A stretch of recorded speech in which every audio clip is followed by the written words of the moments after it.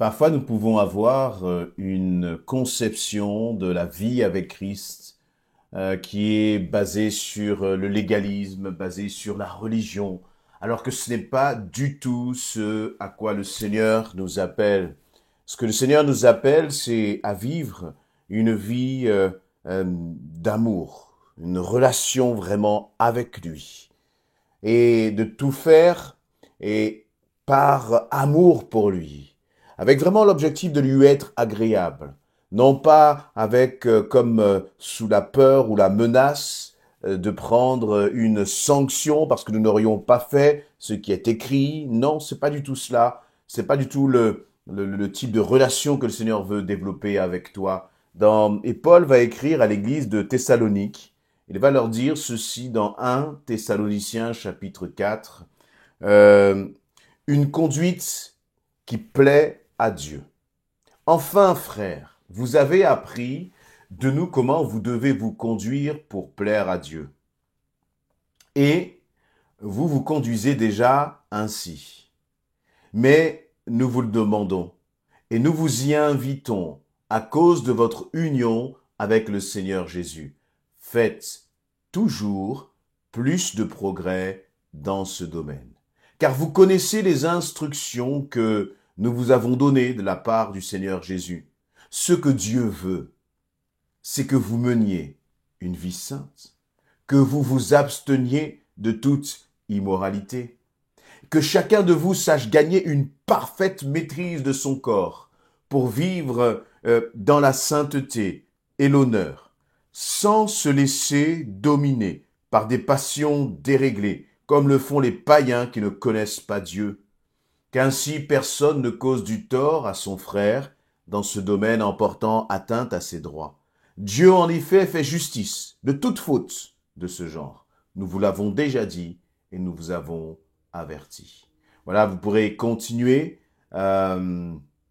mais on peut juste peut-être terminer par ce verset 12. Une telle conduite vous gagnera le respect de ceux qui vivent en dehors de la famille de Dieu et vous ne dépendrez de personne. Mettez un point d'honneur à vivre dans la paix, à vous occuper chacun de ses affaires et à gagner votre vie par votre propre travail, comme nous vous l'avons déjà recommandé. Voici donc des éléments extrêmement pratiques que l'apôtre Paul va donner aux chrétiens de l'église de Thessalonique.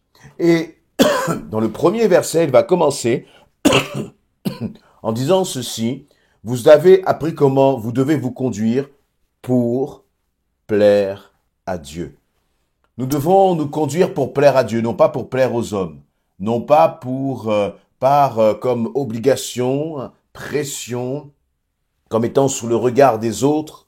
Non, la façon dont tu dois te conduire, que les autres te voient ou pas, que tu sois seul ou que tu sois en public, la motivation de cœur est toujours et doit toujours être la même, c'est plaire à Dieu. Plaire à Dieu. Voyez, et c'est bon finalement lorsqu'on le commence vraiment à adopter cet état d'esprit. Seigneur, je veux t'honorer. Seigneur, je veux te faire plaisir. Finalement, la louange, c'est cela, c'est vivre pour Dieu. Vivre pour honorer Dieu, pour lui faire plaisir. Et donc avoir une conduite qui fait la joie de notre Père céleste. Et là, Paul va dire, eh bien, je vous engage, je vous encourage dans votre union à Christ à faire toujours plus de progrès, plus de progrès. Et tu ne feras pas des progrès en faisant par tes propres forces. Tu ne feras pas de progrès par ta chair. Tu ne feras pas de progrès par tes propres moyens. Mais tu feras des progrès de quelle façon? Comment est-ce que tu vas grandir? Comment est-ce que tu vas progresser dans ton quotidien? Eh bien, c'est premièrement en ayant le désir d'être agréable à Dieu. Parce que c'est de là que cela va partir. Si tu as le désir, la volonté d'être agréable à Dieu, alors tu vas commencer à mettre en place des actions qui vont te permettre de grandir et d'avancer dans la sainteté. Tu vas peut-être prendre le parti de te séparer de certaines relations, parce que ce sont des relations qui t'emmènent sur un mauvais chemin. Ce sont des relations, quand tu commences à avoir des conversations avec ces personnes, tu sais que le Saint-Esprit est attristé. Peut-être que tu vas commencer à couper avec certaines habitudes que tu avais. certains agissements, certaines choses que tu regardes. Et à chaque fois que tu regardes ces choses, tu sais que, eh bien, ça t'empêche de peut-être de passer du temps avec Dieu. Et là, eh bien, parce que ton désir, c'est de plaire à Dieu, tu vas commencer à poser des actes qui vont t'emmener de progrès en progrès, qui vont t'emmener à progresser. En tant qu'enfant de Dieu, le Seigneur nous appelle à grandir, à aller de l'avant, à progresser. Et si eh bien, nous ne mettons pas en place les efforts, nous aurons beau prier. Nous aurons beau dire, Seigneur, aide-moi, change-moi, transforme-moi. Oui, mais le Seigneur à chaque fois te dira, mais toi, qu'est-ce que tu fais? Toi, quelle décision tu prends dans ta vie pour avancer, pour changer? Parce que sinon, ce serait un peu facile de faire reposer la responsabilité sur le Seigneur et qu'il n'y ait aucun effort qui soit fait de notre part. Voyez, Dieu est un père. Le père, la mère va éduquer ses enfants, va lui donner des conseils, mais une fois que l'enfant est dehors, une fois que le jeune est dehors, c'est à lui de mettre en pratique. Et là, je crois que c'est la même chose. As-tu ce désir d'aller de progrès en progrès, d'avancer vraiment avec le Seigneur? Et puis Paul, au verset 2, va dire, car vous connaissez les instructions que nous vous avons données de la part de Jésus. Vous connaissez les instructions. Tu sais ce que tu as à faire, dit Paul. C'est à toi maintenant de l'appliquer dans ta vie, dans ton quotidien.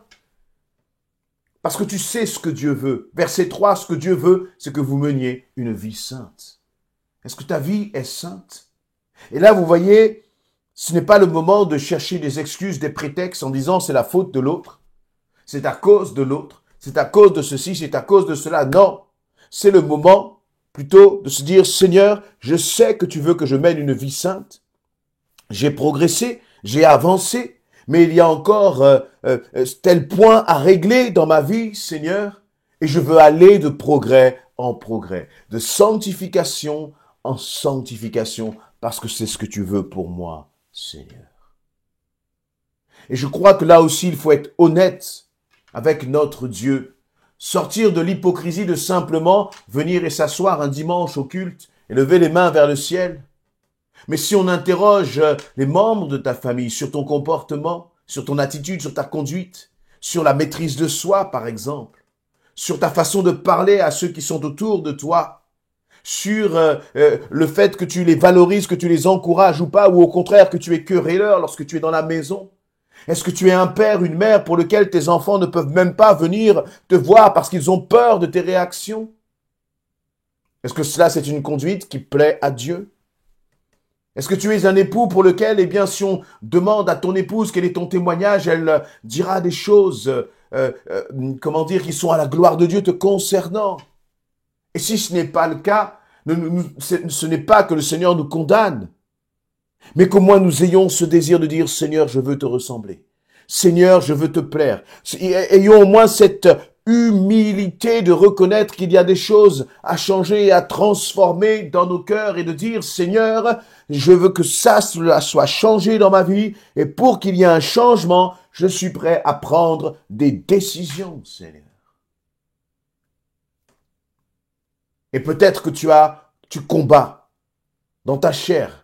Verset 7, Paul va dire, car Dieu ne nous a pas appelés à nous adonner à des pratiques dégradantes, mais à vivre d'une manière sainte. Je répète, Dieu ne nous a pas appelés à mener à vivre avec des pratiques dégradantes, mais il nous a appelés à mener une vie d'une manière, à vivre d'une manière sainte.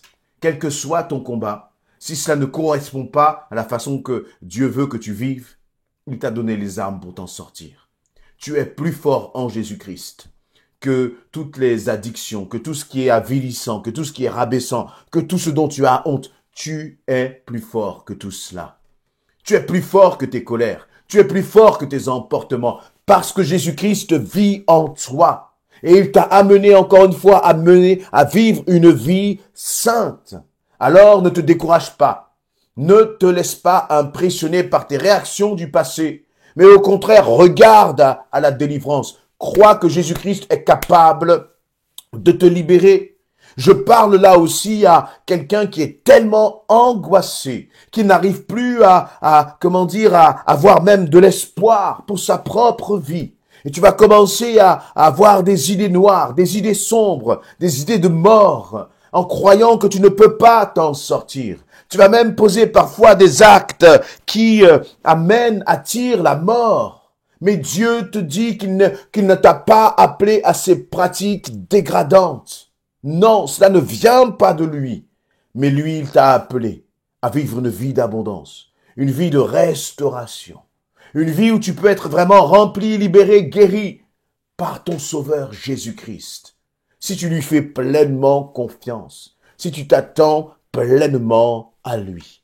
Et puis ensuite, il va y avoir des éléments pratiques. Lorsque l'on parle de la sainteté, lorsque l'on parle d'être enfant de Dieu, ce n'est pas simplement quelque chose de hyper spirituel d'une certaine façon. Ce n'est pas simplement des choses qui sont religieuses. Mais c'est une question de marcher dans l'honnêteté, de marcher dans la vérité, de ne pas vivre, entre guillemets, au crochet de la société, mais de vivre, de gagner ton pain à la sueur de ton front, gagner votre vie par votre propre travail, va dire Paul. Là aussi, en tant qu'enfant de Dieu, nous avons, c'est vrai que cette époque est difficile.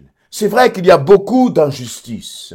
Mais nous ne sommes pas là pour essayer de changer ce monde, j'allais dire, du point de vue matériel. Non, nous sommes là pour impacter ce monde par notre témoignage, par Christ qui vit en nous. Et cela se manifeste aussi par les enfants de Dieu qui ont une attitude irréprochable sur leur lieu de travail, une attitude, un comportement irréprochable vis-à-vis de tes responsables, vis-à-vis de tes chefs, vis-à-vis de ceux qui sont tes collègues de travail. Que là aussi, nous puissions être agréables à Dieu, là où lui nous place, afin que les autres puissent dire, il y a quelque chose en toi de différent. Mais surtout, afin que notre Père soit réjoui lorsqu'il nous regarde.